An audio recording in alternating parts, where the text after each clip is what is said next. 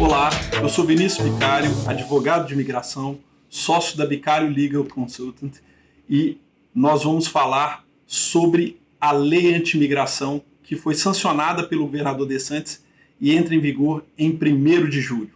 Hoje nós vamos falar sobre 10 aspectos da legislação que devem ser levados em conta na hora de você analisar a lei imigratória. Vamos pontuar um a um para que você saiba de todos os aspectos e possa agir da melhor forma.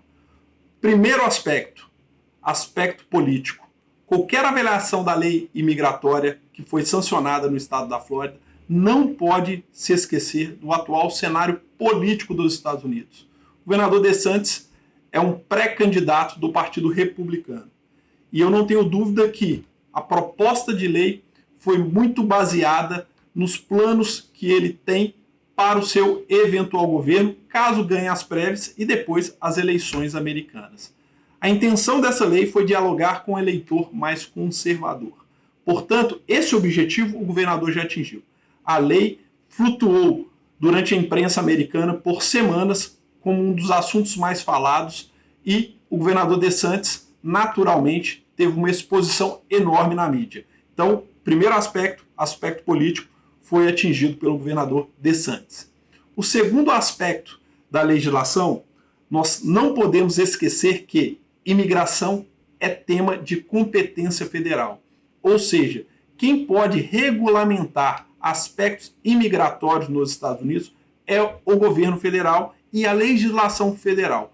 Portanto, o governador de estado não tem competência para legislar sobre nada no que tange a imigração. A Constituição americana ela determina quais temas são de competência exclusiva do governo federal e quais temas podem ser dirimidos pelos estados. A legislação, em diversos aspectos, ela flerta com temas imigratórios e muitas vezes cria embaraços que eu não tenho dúvida que serão dirimidos no futuro pelos tribunais americanos. Então, o segundo aspecto que nós não podemos esquecer é que imigração sempre é tema federal. Terceiro aspecto, que também é muito importante que se leve em consideração, é a hierarquia das leis. Na verdade, em todo ordenamento jurídico americano, nós temos uma hierarquia clara. A lei maior do país é a Constituição Federal, seguida das legislações federais e após essas que nós temos as legislações estaduais. Então, a legislação criada pelo governador DeSantis, ela não pode conflitar em momento algum com a legislação federal e muito menos com a Constituição americana. E nós vemos diversos aspectos dessa lei que causam discussões controvertidas e, como já dito antes, os tribunais terão que pacificar isso. Quarto aspecto, abordagens ostensivas. Eu vejo que muitas pessoas temem a legislação temendo que haja abordagens ostensivas de agências federais ou da própria polícia tentando abordar pessoas para verificar o seu status imigratório. Nós não podemos esquecer que nos Estados Unidos, qualquer abordagem ela deve ser precedida por uma causa provável, ou seja, a autoridade tem que ter uma motivação para aquela causa. Não pode ser baseada em achismo. Isso é uma diferença muito grande do que acontece no Brasil para os Estados Unidos. Então, a legislação estadual ela não tem o condão de alterar a necessidade da causa provável. Portanto, toda essa análise deve levar em consideração também isso, para que não seja criado nenhum tipo de pânico ou temor desnecessário com a lei criada pelo governador DeSantis. O quinto aspecto, transporte de imigrantes indocumentados. O que a lei quis não foi evitar com que você dê carona a uma pessoa e tenha que saber do seu status imigratório. Ou você seja um motorista de aplicativo e tenha que saber qual o status imigratório do seu passageiro. Passa muito longe disso. A lei quis combater pessoas que transportam imigrantes indocumentados de outros estados para o estado da Flórida. Então, pessoas que praticam essa conduta típica, isso sim será considerado infração. E é muito importante frisar que, no aspecto criminal, o governador ele tem toda a liberdade para criar tipos penais na legislação do estado da Flórida. até porque a legislação penal ela sofre algumas alterações de estado para estado aqui nos Estados Unidos. Portanto, o simples fato de dar uma carona não é problema algum. Você não tem que saber o status imigratório da pessoa que senta ao seu lado no banco do passageiro. Agora, se você está transportando imigrantes indocumentados intencionalmente de outro estado para o estado da Flórida, aí sim você terá problema. Sexto aspecto, a licença para dirigir. O estado da Flórida, ele criou uma lista que está no DMV, falando quais licenças serão aceitas pelo estado da Flórida. Contudo, nós não podemos esquecer que já existe uma regra. Quem é residente no estado da Flórida tem 30 dias para poder tirar uma carteira de habilitação do estado da Flórida.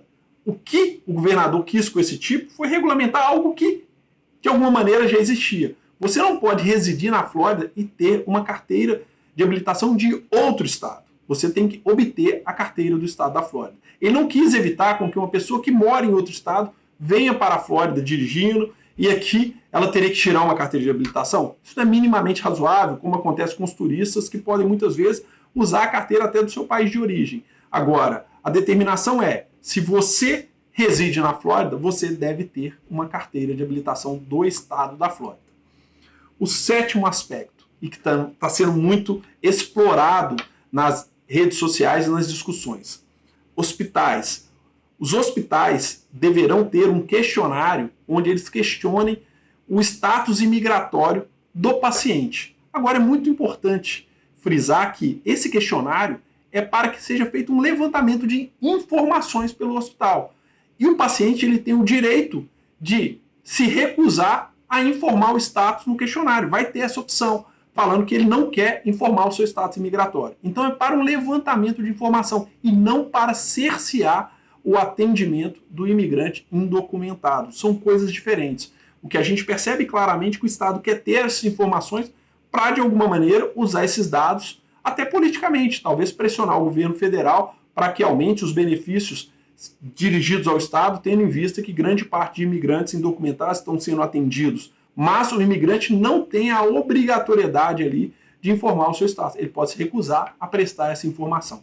Ok? Oitavo aspecto da legislação que nós devemos observar, o E-Verify, que é uma informação criada pelo governo Bush, onde as empresas podem informar naturalmente o Social Security Number dos seus colaboradores e o nome. A partir de agora, o estado da Flórida ele exige que empresas com 25 colaboradores ou mais passem a ter a obrigação de prestar essa informação.